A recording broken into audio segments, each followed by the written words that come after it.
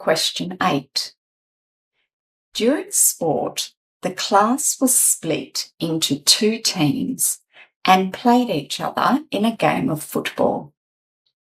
The losing team scored 4 goals and lost by 3.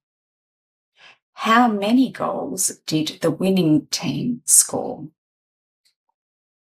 This question is about a game of football. There was a winning team and a losing team. The winning team would have the most number of goals, so I will do them in blue on the top row.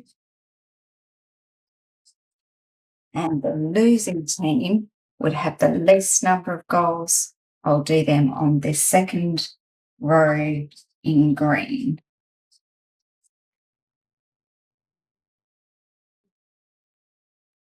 During sport, the class was split into 2 teams and played each other in a game of football.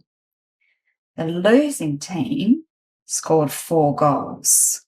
So I know the losing team scored 4 goals. And I'll put 1 cube for each goal there.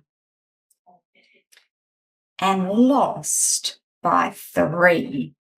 So I know the difference is 3, which means the winning team will have 3 more goals than the losing team. How many goals did the winning team score? So the unknown is how many goals the winning team scored. I'm going to use this plan of the smaller quantity, add the difference because I know both of those will give me the unknown of the larger quantity.